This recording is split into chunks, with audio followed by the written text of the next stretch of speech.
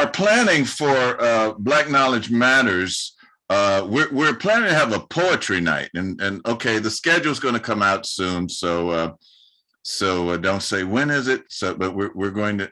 I think we have one more meeting this Friday, and no, this Saturday, and then we are going to submit the schedule for everyone to see. But we're going to have a poetry night, and one of those poets is a Bay Area poet, a beloved poet by the name of Marvin X. And he wrote this poem, I want to say 1980, something like that. Not that I'm that old. Yes, I am.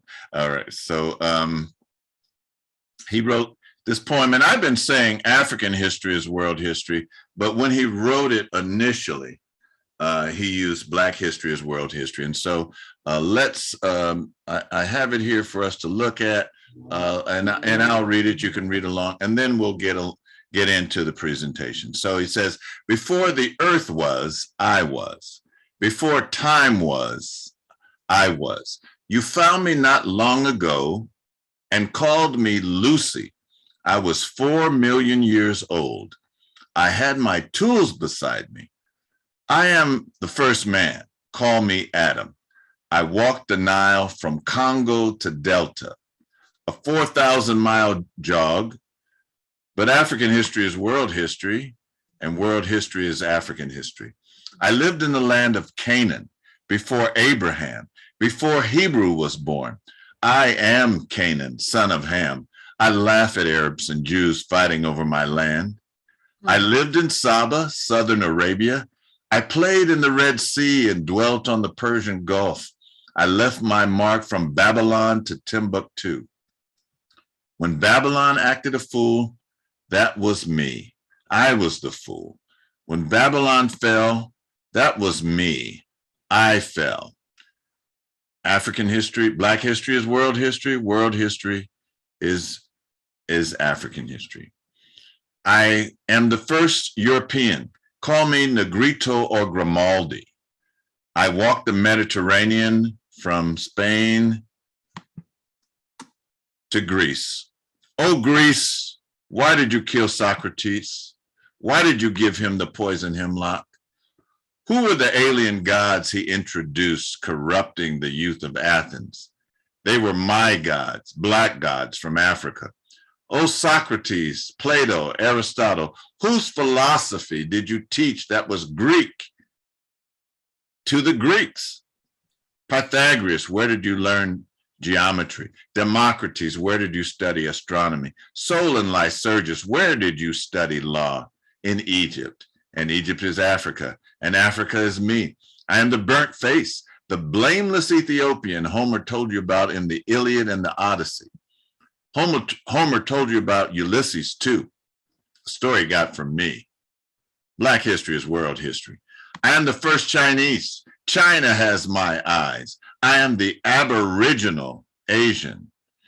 Look for me in Vietnam, Cambodia, Thailand. I am there even today. Black and beautiful. Black history is world history.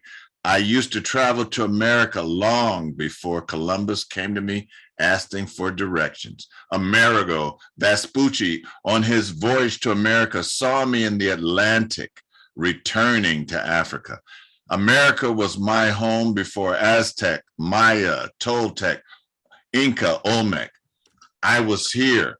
I came to Peru 20,000 years ago. I founded Mexico City. See my pyramids, see my Cabeza Colossal in Veracruz and the Yucatan. That's me. I am the Mexican, for I am mixed with all men, and all men are mixed with me. I am the most just of men. I am the most peaceful, who loves peace day and night. Sometimes tyrants devour me. Sometimes people falsely accuse me. Sometimes people crucify me. But I am ever returning. I am eternal. I am universal. Africa is my home. Asia is my home. America is my home. Europe is my home. African history, Black history is world history. And so that's by Marvin X. And so I made this PowerPoint to kind of go along with that poem. So, he points out a lot of things and he covers around the world. So let's get into it. So I changed the name. We updated it a little bit. So African history is world history. World history is African history. And he says here, before the earth was, I was. Isn't that a beautiful picture? Africa, world. I don't know if that's the correct proportions, but it's pretty big when you see it from out in space. Before the earth was, I was. Before time was, I was. And then he says, you found me not long ago and called me Lucy. So Lucy is actually not quite a human being in terms of skeletal structure. She is what's called as Australopithecus, but it goes back 4 million years old in Ethiopia. And so the first man, and this came out in National Geographic, breaking news, National Geographic reveals true Adam. And so this was an artist's conception of Adam, but okay, Black people, Africa, you get it. All right. And then in, I think about 1988, on the cover of Newsweek magazine, because they did this DNA study and found that everyone, I'm using my father's phrase, whether you're Black, white, or candy stripe, all descended from a Black woman who lived at least 200,000 years ago. So they were able to do a DNA study, and then that's what they found. And then this was the cover of Essence magazine. And then doing a little research on Adam and Eve. This is a Ethiopian tapestry with Adam and Eve.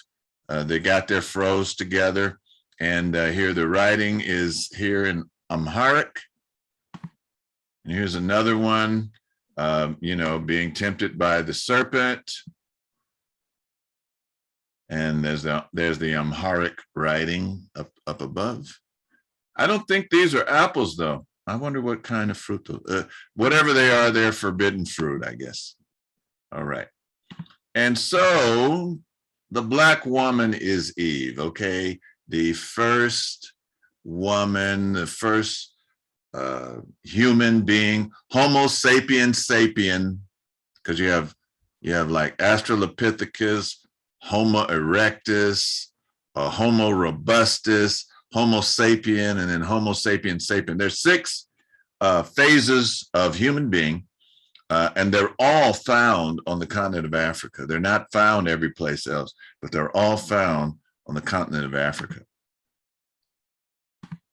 And he says, I walked the Nile from Congo to Delta, a 4,000-mile jog. And so the Nile River is a river, it's not the only one, but it's unique in that it flows from south to north, and it's about 4,100 miles long.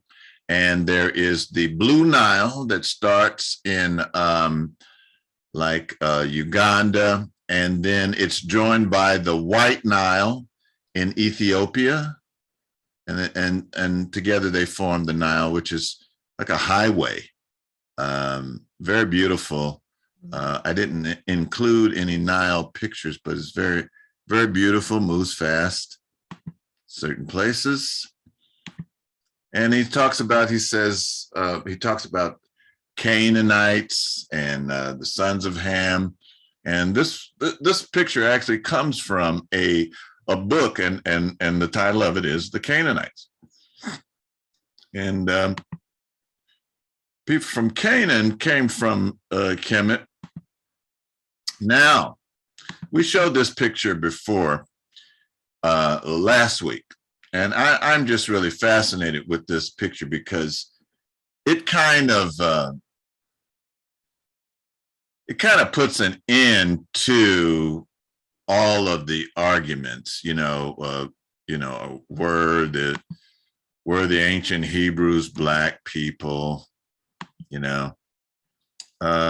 Yes, they were, and this is a bas relief that dates back to 700 BC, and the people that are conquering them, that are taking them prisoner, are more people that look like them, just slightly different. And these are the Assyrians. So these are the Assyrians, and these are the Hebrews. And here's one coming back. And then, so we were talking about this when we opened up. And so, okay, Whoopi Goldberg, I'm gonna stop for just a minute. So Whoopi Goldberg, oh, hey, I didn't know that there were so many people. Fania is here, Mama and Gina, Jeff. All right, great to see you all. So, Whoopi made a comment about the Jews, which you can't do in this country. You get your hand slapped. By the way, what is the highest award that you can receive in the NAACP? Go ahead, anyone. Go ahead.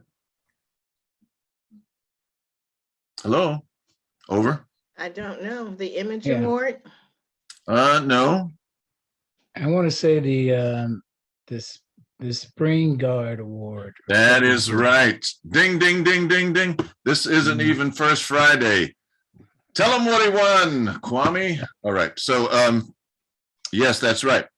The Spring Guard Award, and for extra credit, and for the 10-point bonus. Who is the Spring Guard Award named after? I believe it was named after a Jewish American fellow. Yeah. So the highest award you can get in a black organization is named after a Jewish person, Arthur Springarm or something like that. So, anytime a black person gets out of line, they slap them back. And so they gave Whoopi a 2-week suspension without pay or something like that. But go ahead. Was she incorrect? I mean, I've never understood that. Okay. How Jews get to be a race. Mm-hmm. Judaism is a religion. Mm-hmm. So are German Jews and Russian Jews and American Jews all part of the same race? So are they part of the same religion? Let me try to answer that in the way that Francis Welsing. Is that Rashida Hilton? My goodness, really coming in? Rashida Hilton is like one of the founding members of Wose Sacramento. My God, is that true? We are really cooking with gas this evening, sisters and brothers. If this is Rashida Hilton, there she is. Is that Rashida? I'm stopping the class to acknowledge you. Take yourself off mute. I'm glad we can barely see your face. I'm sure there's a reason for that, but is that you, Rashida? My goodness. Yes, sir. Happy birthday. I know it's around this time. Yes, thank you. All right. Wow, I haven't talked to you in years. Okay, I'm just going to stop. Okay, I can't just single you out and everybody else is here, but great to see you. All right. So in the ISIS, pardon me, Minister Imhotep. Yes. Yes, I'd like to just quickly acknowledge I have a new guest that's visiting for the first time. Uh-huh. Nana Kwame, Dr. Leroy Frazier, and also King Kevin, King Doraville is on as well. All right. King Kevin will be one of our presenters later on in the weeks to come. So we're glad that he could join us. And Dr. Frazier. And Dr. Frazier. All right. So great. All right. So the ISIS papers. Dun, dun, dun. Chapter 18. The ISIS papers, which says the Crest theory of the Holocaust. This is what she said. She said, the modern day, highly misconducted Semites of the European experience may want and may have wanted in the past to forget their Black ancestral heritage and suppress this truth. But the global white collective has never forgotten this critical fact. Always, the white collective, consciously or unconsciously, must remember this fact in relations with Semites and other people whose genetic history causes the whites to classify them as non-whites if there's to be white genetic survival. Adolf Hitler, other Jews, other Germans, and Europeans, all of whom are white, were aware, consciously, subconsciously, or unconsciously, of the greater origin of Semites. No matter how light-skinned many have become after 2,000 years of miscegenation with whites or Aryans. Hitler and his followers not only mandated the destruction of the Semites, but also the destruction of gypsies. And then she does this whole thing, you know, gypsies, that word is very closely associated with Egyptians, you know, so the gypsies have that. So people, dark-skinned people going into, what did Malcolm say? It's just like if you have coffee and you add too much cream. Pretty soon you won't realize that you have coffee. And so it was, so really and truly, I'm not going to read this whole chapter, but you need to get the ISIS paper and read chapter 18, the Crest theory of the Holocaust. And you know what? This probably doesn't help the publisher, but you can get a PDF copy of that, of the ISIS papers. You can get a PDF copy of the ISIS papers, read chapter 18, and so she kind of answers that question. Also, I found it interesting. I was, you know, this topic is fascinating to me, and so I Googled Whoopi because I knew that, okay, that's not her given name. And okay, I changed my name. People have the right to change their name, whatever they want to change it. But this is what I found on Wikipedia, and it says Whoopi Goldberg, about her stage surname. She claimed in 2011, my mother did not name me Whoopi, but Goldberg is my name. It's part of my family, part of my heritage, just like being Black. I know I am Jewish. I practice nothing. I don't go to temple, but I do remember the holidays. She has stated that people come and say, come on, are you Jewish? And I always say, would you ask me that if I was white? I bet not. One account recalls that her mother, Emma Johnson, thought the family's original surname was not Jewish enough for her daughter to become a star. And then it goes on, and it mentions Henry Louis Gates Jr., who I absolutely cannot stand. You know, I know he's a giant in some of our eyes, but he made this documentary where he said that the ancient Egyptians were not Black, and then he went on to go to Ethiopia, and the Ethiopia, they say that they have the Ark of Covenant. And he went there. He didn't show any reverence. He came in flip-flops and he was making jokes. And then he went to West Africa and said, hey, you know what? Blacks sold each other. And, he basically absolved whites from slavery. So that's why I don't like, that's why Minister Imhotep doesn't like Henry Louis Gates Jr. Now, I'm sure that he's a nice guy. If you ever sat down, you might enjoy. But when you get out in the public like that, and then remember that time with he was at his pad, and he didn't have the key, so he went it, and then they called the police on him. He still didn't get it. Okay, I'm going to get off of that soapbox and continue, but. What I'm trying to say. Where was I, Fania? Let me see here.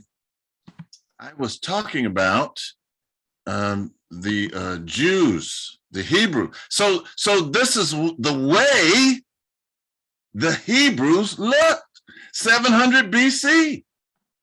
Hitler knew that. He knew, and in this country, once you have one drop, you know what I mean? Here, I love this one, Kitty. I saw that you're on. This one, the Rastas were right.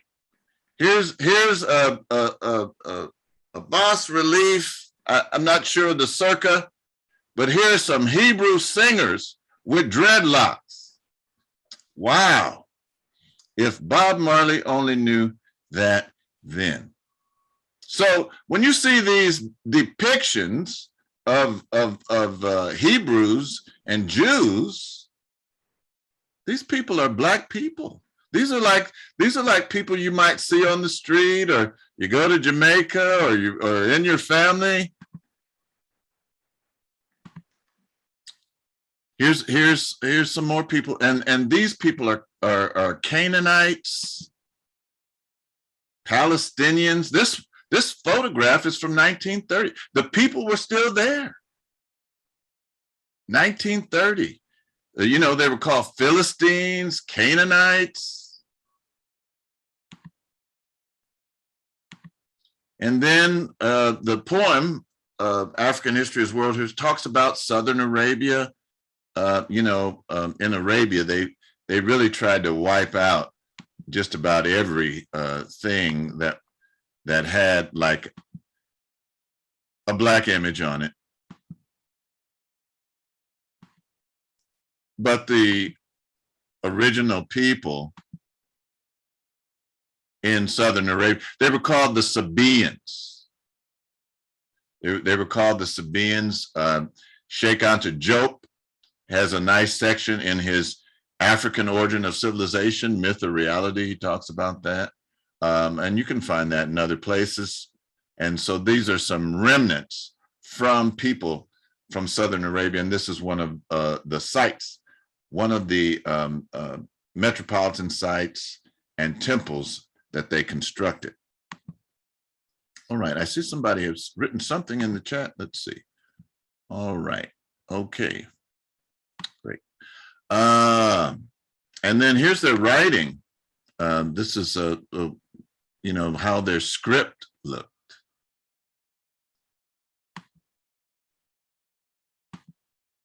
And he says, I left my mark from Babylon to Timbuktu. I love this picture in the corner. This is, so there's the Babylonians, they are, but before that, they were called Akkadians. And in the people who wrote the Bible, by a Ghanaian by the name of Nanabarchi Darkwar, he talks about the Akkadians, and he says really that word is Akan, like the people in Ghana.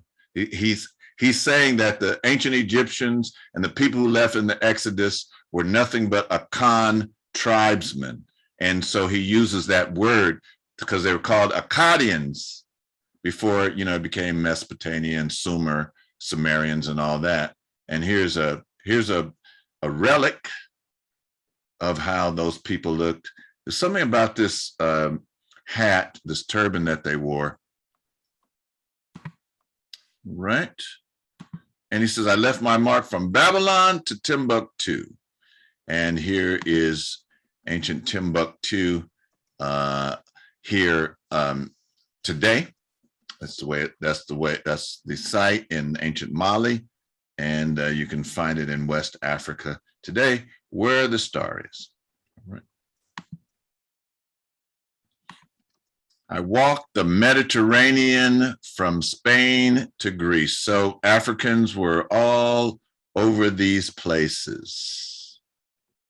This Tunisia used to be Carthages. You might be more familiar with the term Carthaginians. This is where Hannibal was. And you see how closely it is in relationship to Europe, less than 90 miles away. And the people that are called the Phoenicians, which is another word for the Canaanites, they left this area, Lebanon and Palestine, sailed the Mediterranean, landed here to form. There were already people living here, and those people joined together, fused together, and became the Carthages, or which we know now as the Carthaginians. And then when Hannibal made his journey and stood at the gates of Rome for 20 years, he went this way, he traveled this way, came across, went across the Alps with elephants, 300 elephants, 100,000 men, stood at the gates of Rome for 20 years. All right, now, Brother Imhotep did not make this up. These are Europeans going back and analyzing skeletal remains, and this is what they've come up with as the first Europeans. So he says, in the poem, he says, I am the first European. Here we see the original European. The skeletal remains, some of those are called Grimaldis. They look very similar to the Khoisan people, the San people in South Africa.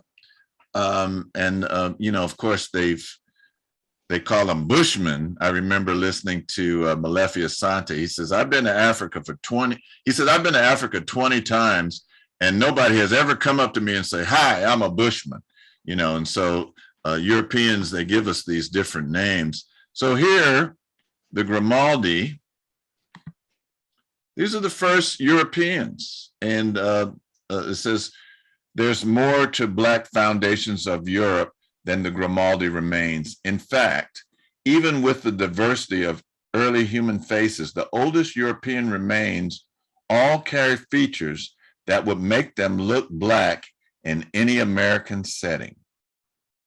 So it has one from Russia, has Cro-Magnon man, etc.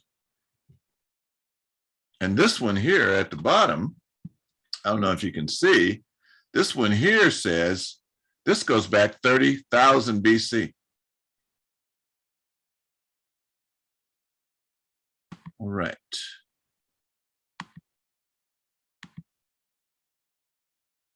This one is France. It's between 30 and 15,000 BCC. Sisters, you're wearing locks in French. Stop calling them French braids. Stop it right now.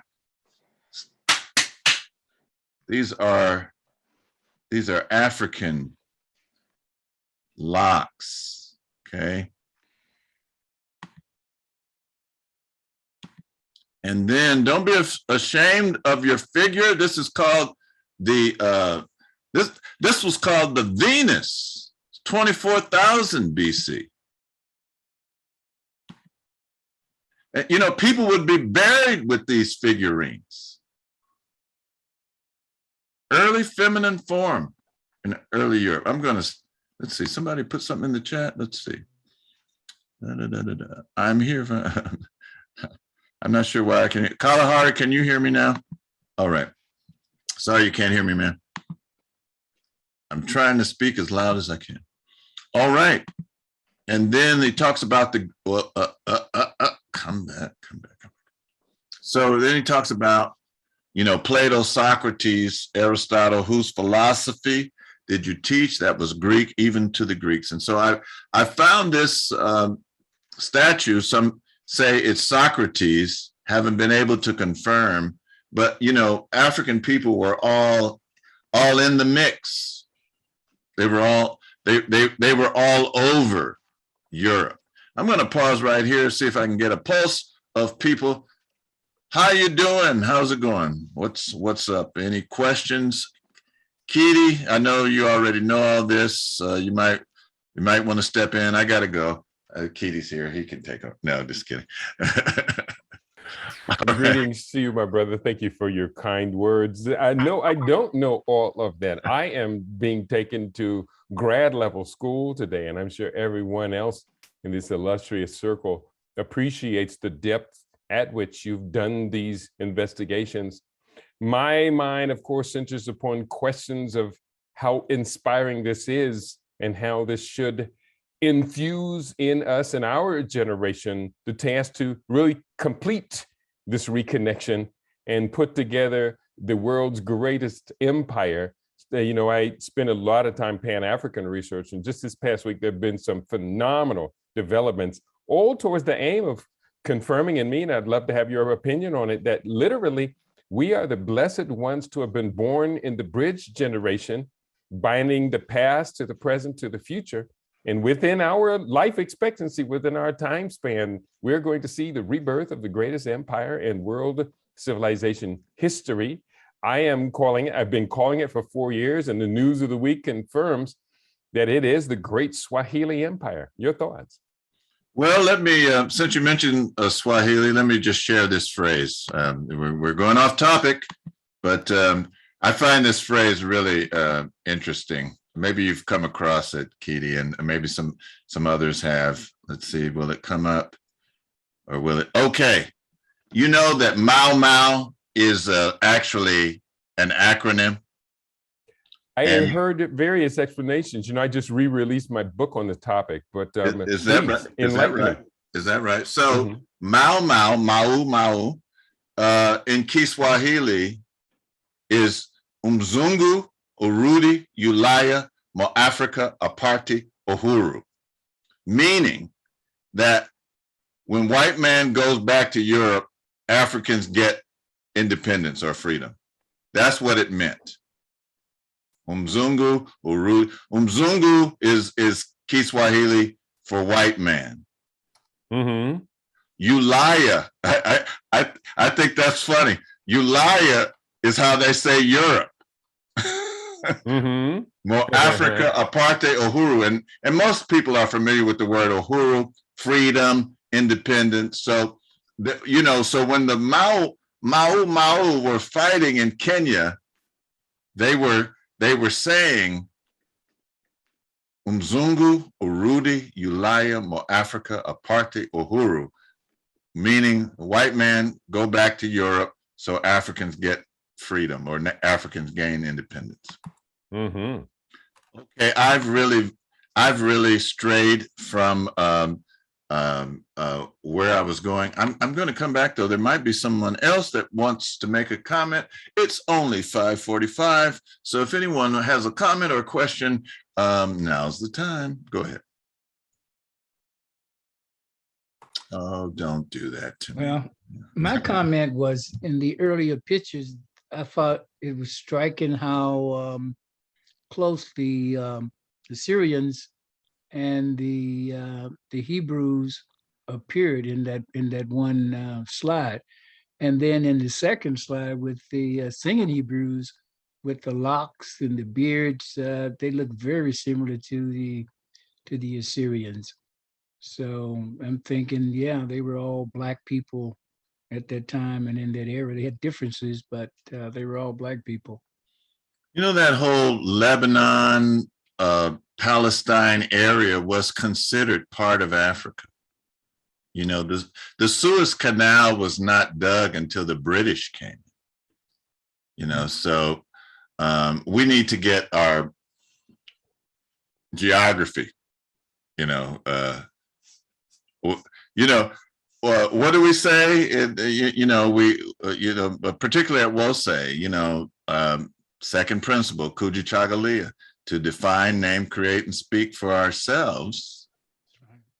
And so we need to get the definition. We need to control the definition. Anyone else before we move on? Yes. Did I see your hand, Judy? I mean, Debbie, sorry.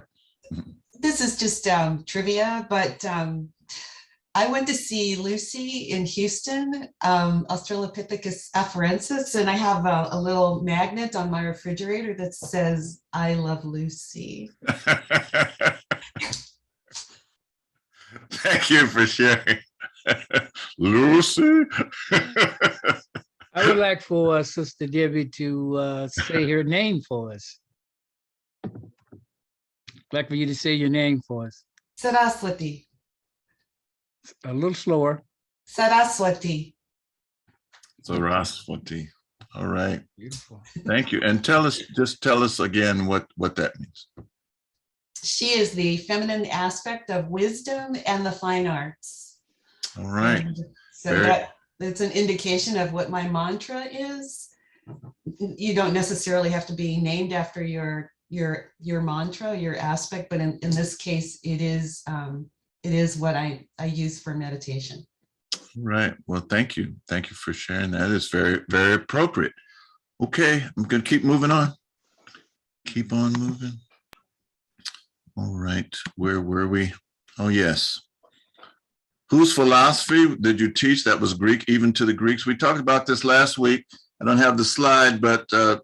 Obenga in his Egypt and Black Africa shows how the word philosophy, which is philo and Sophie, has not Greek origin, nor can it be explained in any Indo-European language. That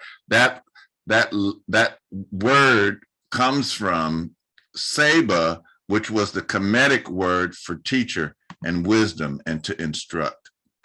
So even that. So here we have pictures of Blacks in the Grecian times, and here is one of the Carthaginians. This one here on the right. And he says, whose philosophy did they teach that was Greek, even to the Greek? And he starts talking about Solon, Lycurgus. Where did you study law? Democritus, where did you study astronomy?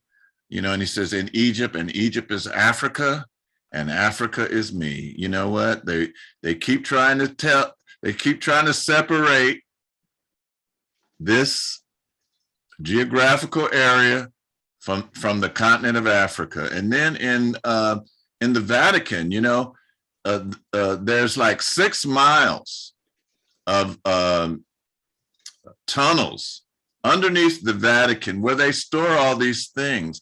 And, the whole science, I was listening to Dr. Phil Valentine, and he was talking about this.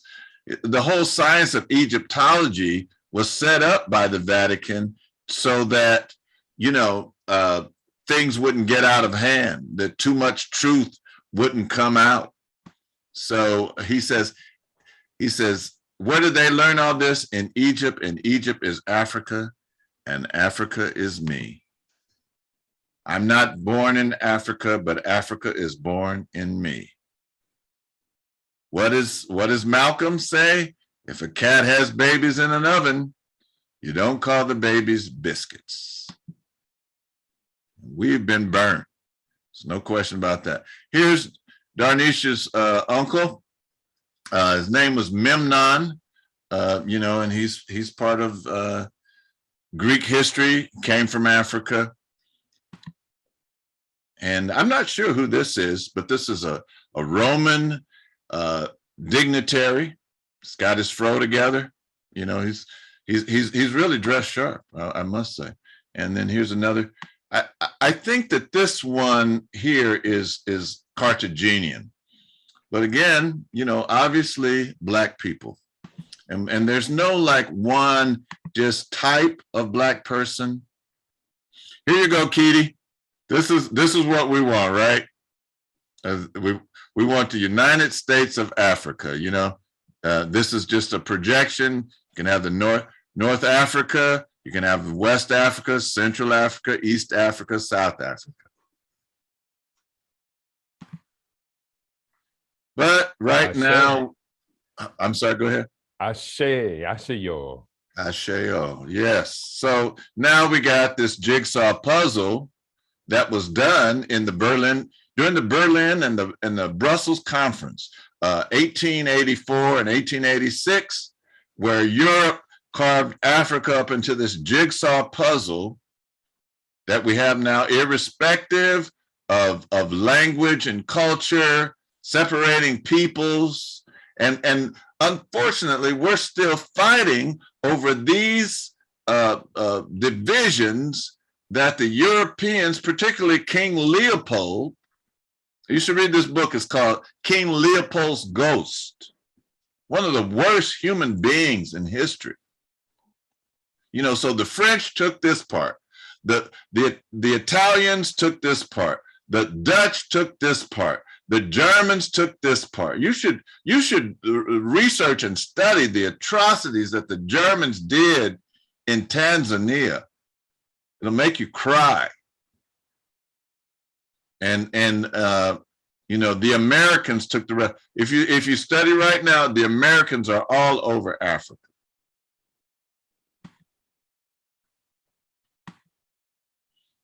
He says, and Egypt is Africa, and Africa is me. I'm the burnt face. This is Asar. So per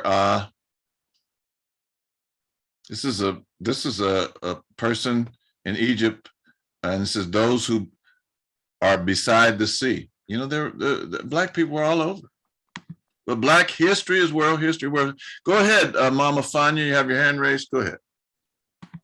I missed the first part of the program. Who is he that you're referring to? Oh, thank you for asking that question. That is Marvin X. And okay. I opened up with his poem, Black History is World History. Okay. And it was a poem that he wrote in 1980. Okay, thank you. You're welcome. Thank you for asking that question. All right. And then, you know,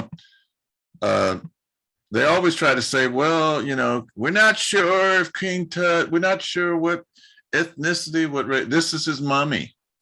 You know, this is what he left. All right. And here's Akhenaten. He reminds me of this guy I used to work with. His name was Eddie Hill. Looks just like Eddie. Akhenaten looks like Eddie Hill. All right.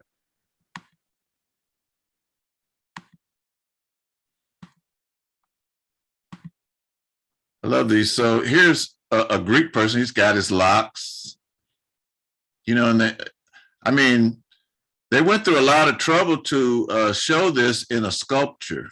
I wonder how long that took, you know?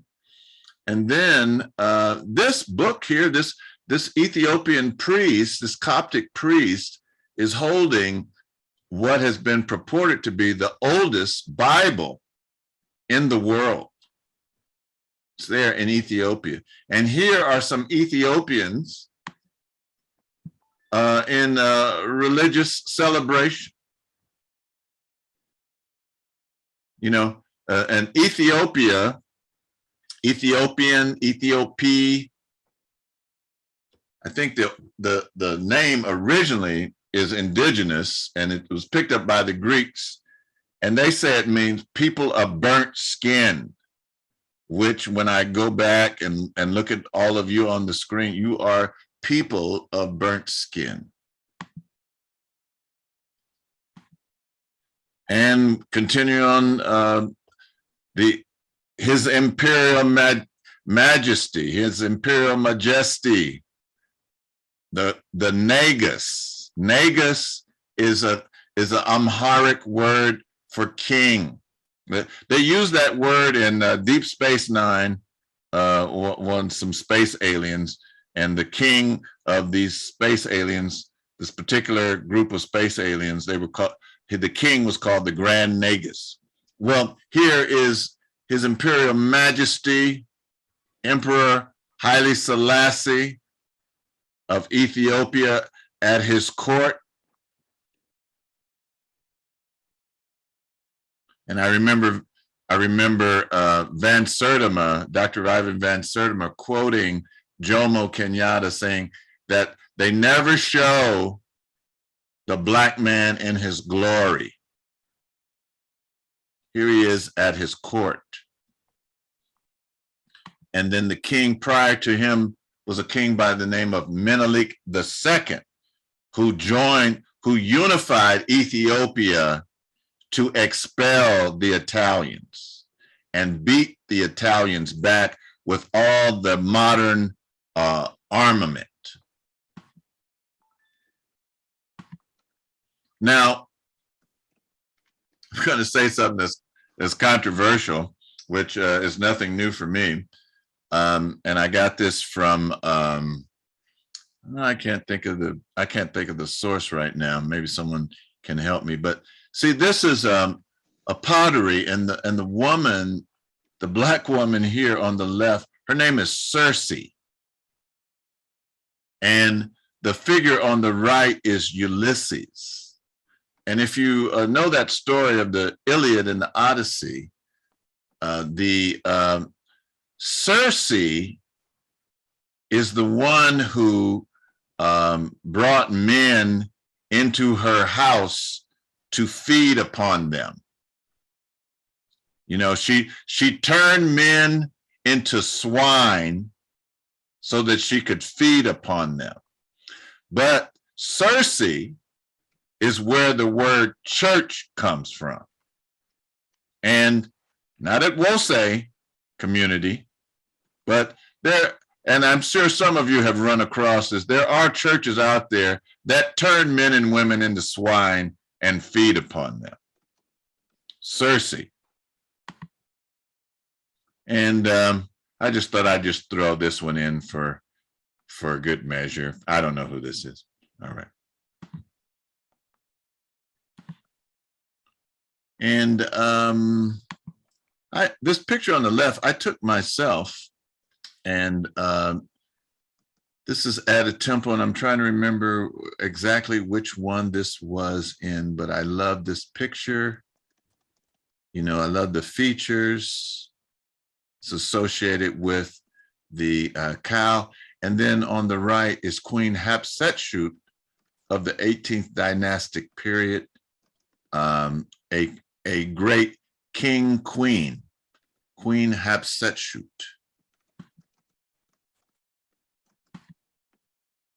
And this is Imhotep, the personage that we know, the last Imhotep,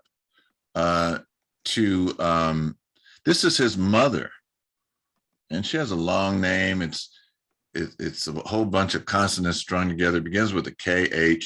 I can't pronounce it, so I'm not even going to try. But you know, there's something about locks and Black people. They put those in the statues. There's someone here. All right, Akanke, see you next time. Okay, she had to go. Now we're going to move on to Asia. Again, now, you know, when people see these pictures of Buddha, they said, well, you know, he went into meditation, and you know, he was really into it, and the sun was out, and the creator didn't want to fry his brain, so snails crawled up on his body and got on his head to cover his head to keep him from burning up. I mean, they have all kind of explanations. So we're going to talk about Asia. I love this one here because this one is talking about This one is showing, this one is from Vietnam. This one is from Vietnam. These are various people. They got froze, they got black features, they got quote unquote Asian features. You know, in the poem that Marvin Egg, he says, I am the Aboriginal Asian. He says, I'm the first Chinese. China has my eyes. I am the Aboriginal Asian.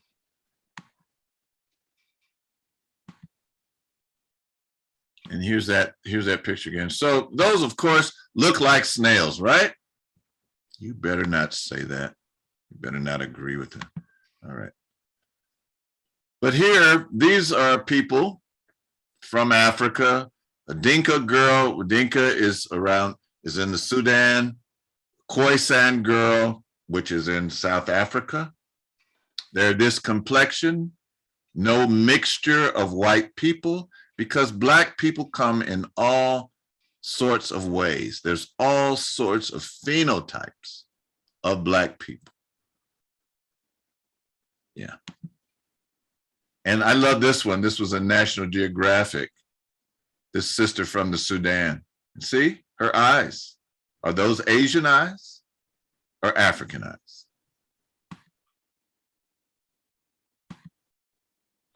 Moving on, in Asia, here is Buddha, and Buddha is a word that means enlightened. So there are many Buddhas. There are many people that are enlightened. The snakes are representative of the chakras. And here it's in a lotus position, and he's wearing the garment that the Ashanti Heenies and the Ashantis wear.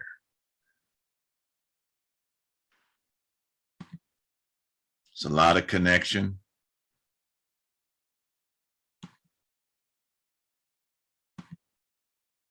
Love this one. This one, a tree. This one is so old, a tree root grew up around it. Still in Asia.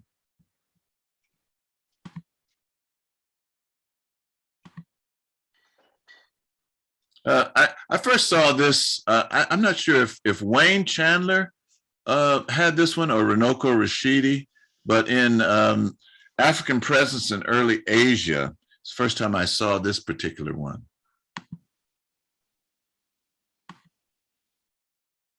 There's just a whole bunch of snails all over. This one is like from Vietnam. And here is an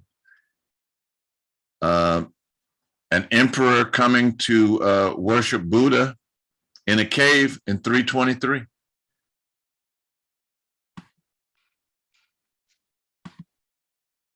This is a Japanese deity that I can't remember the name of. It was interesting that he's shown with that quote unquote peppercorn hair, very black skin. This looks like an Olmec head, but this actually comes from Asia. Not sure the exact location. Here again, the Buddhas are still there. I am there today, black and beautiful, but African history is world history. This here is showing the Bindi point, the point of the third eye. So when you, a one meditational form is when you close your eyes, you look at that spot between your eyebrows. That's a focal point.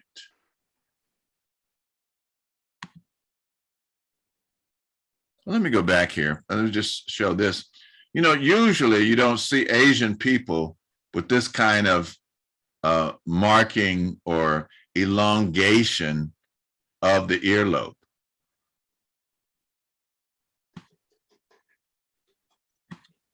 All right. Oh, whoa, she's got some snails in her hair. My goodness.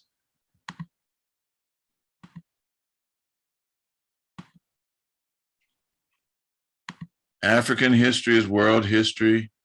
These are all Asian.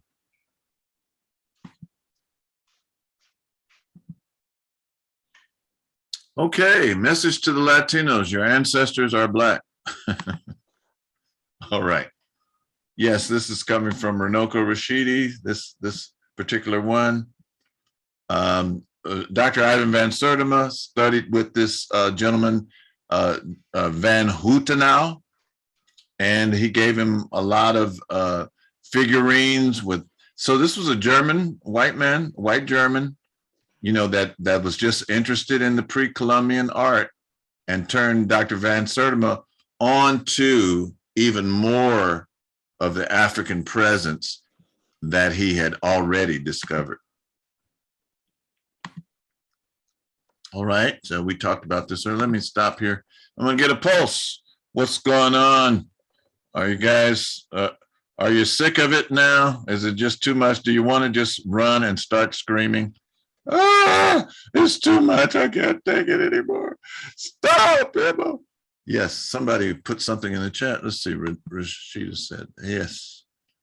Yes, give thanks. All right. Anybody have any comments, any questions? I'm going to pause now.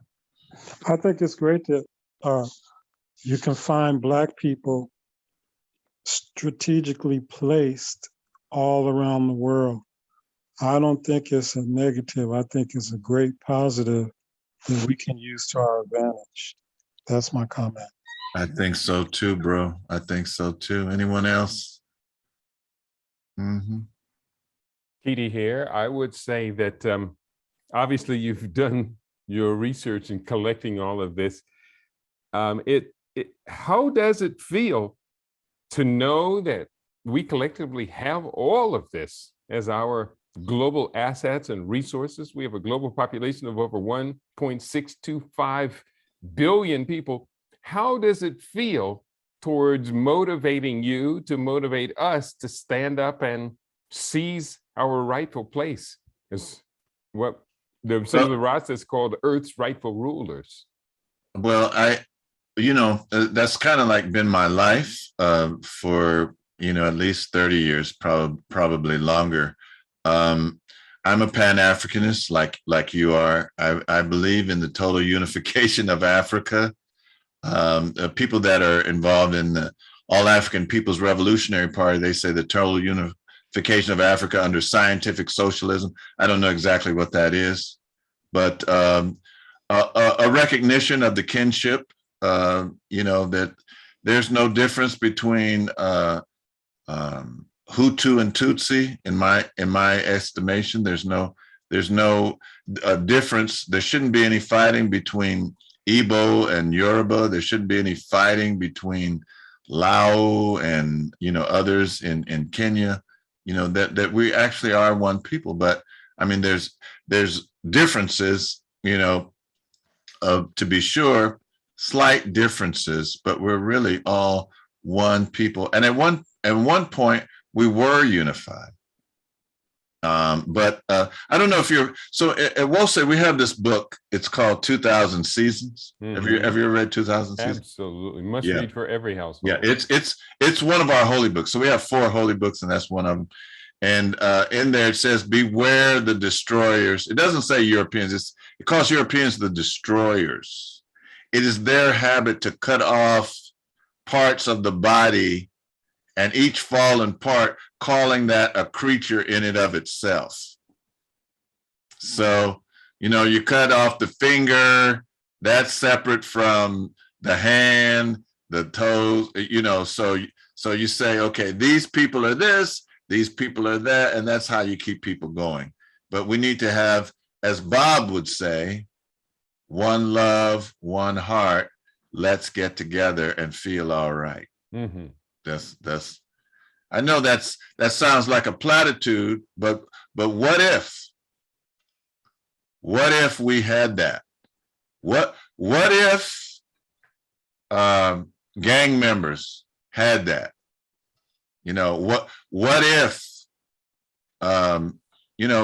we can find so many ways to divide ourselves. We look for it. you know, and actually we're encouraged to do that. But we need to come back. We had a mother here in Sacramento, an old church mother. Her name was Mother Spraggins, and she had all these different sayings. But one of the sayings is she said, we need to come back to the oneness. Mm-hmm. We need to come back to the oneness.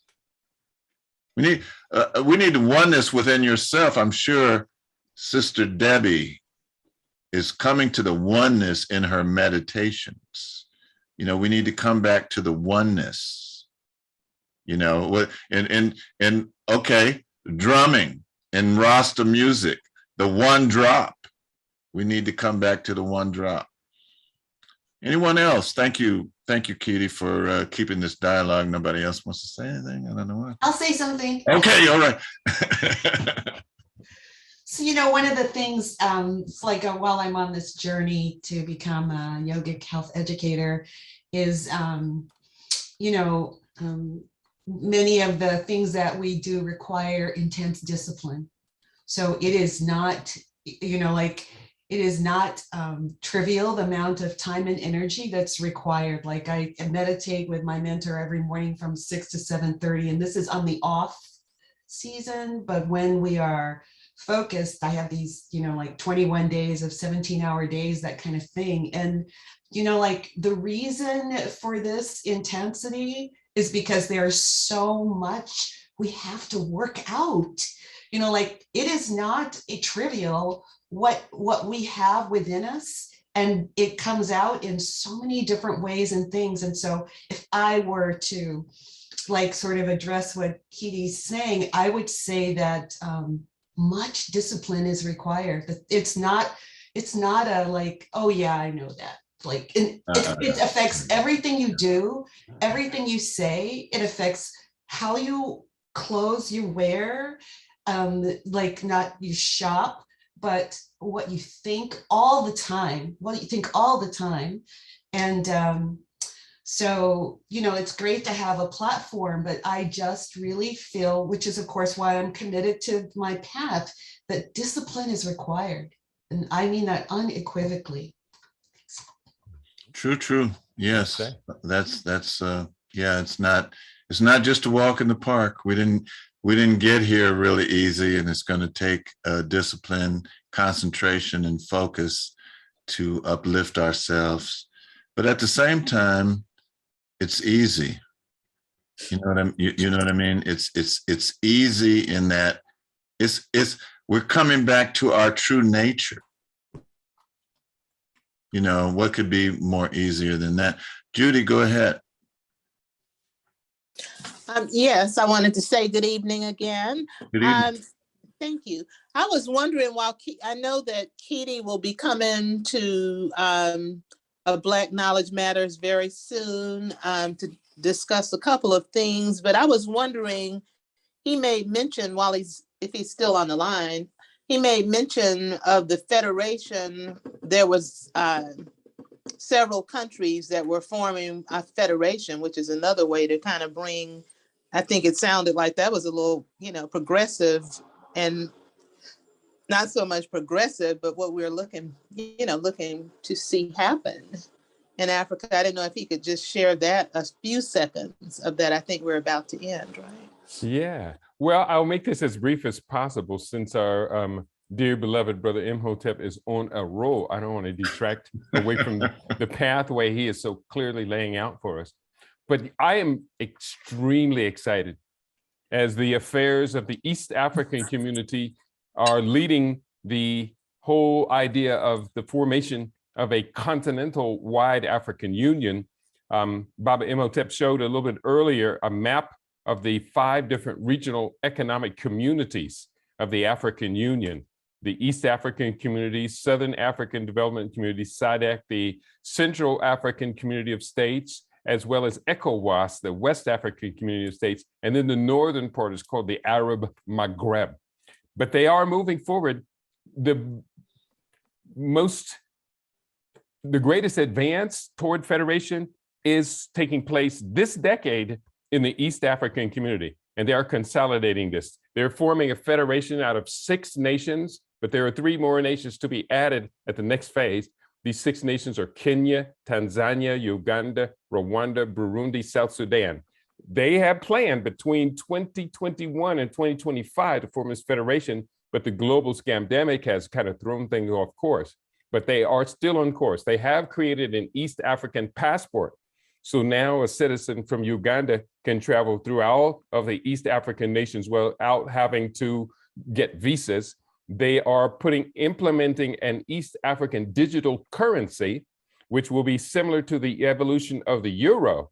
Remember, the euro did not start off them printing out a bunch of scrip and handing it out to everybody and spend this money. The first 7 years of the existence of the euro was a digital currency used in banking exchanges and international exchanges. Later, after 7 years, they then started printing the euro and taking the other currencies out of place. So East Africa is making these moves as well. This is the 2nd year of implementation of the African Continental Free Trade Agreement. And just this past week, we've seen Kiswahili elevated to be one of the official languages of the African Union, fulfilling Sheikh Anta Diop's vision from 1975, as well as we see the call for an African Continental CDC, Centers for Disease Control and Prevention. This week, the new African Union sessions are taking place. So if you have had a chance to tune in, you can watch the videos of the leaders from across the entirety of the African Union, 55 nations, speak to the group and talk about their collective goals. Last point I'll make is everyone is still ever increasingly committed to achieving the main goals of Agenda 2063, which is the unifying document for a continental federation, expected to be inaugurated January 1st, 2051. So things are moving very boldly. I report on these things nearly every day now on my daily talk radio show.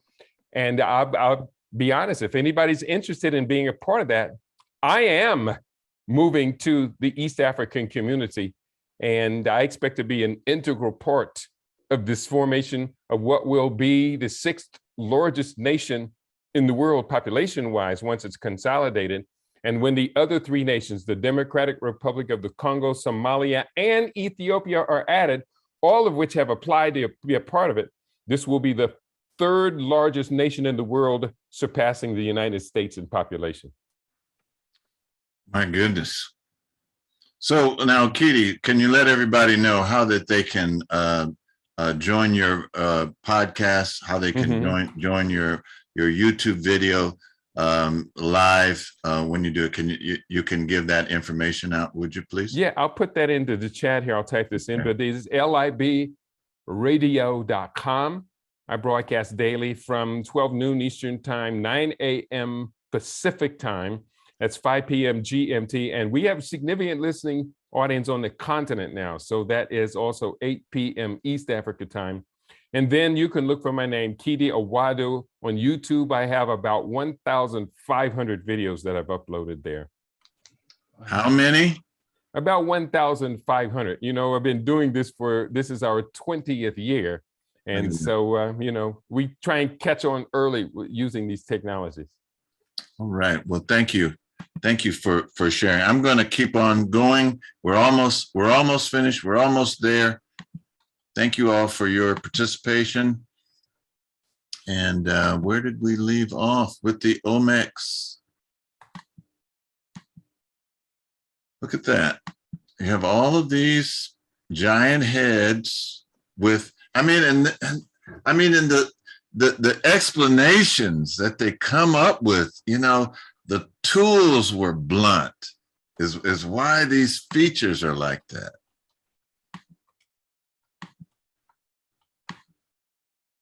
Why not just say these are African people? Because they don't want you to know what has been accomplished by Africans. They don't want you to realize your greatness. And even now, so now you have something called critical race theory, which is something that they've been trying to do for years.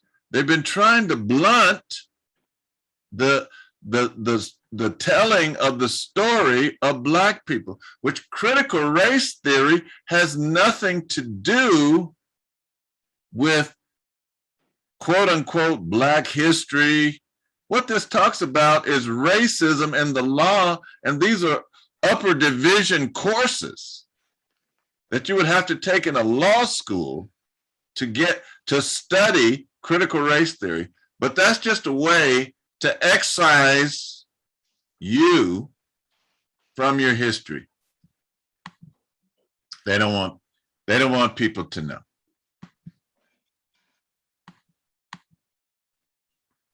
And as we go, I'm not going to necessarily say that these were Africoid people, although they sure look like it. But there were all kind of people, and there's all kind of DNA. There's been DNA studies showing that some of the people in the Americas, DNA is traced to the people that are from Australia.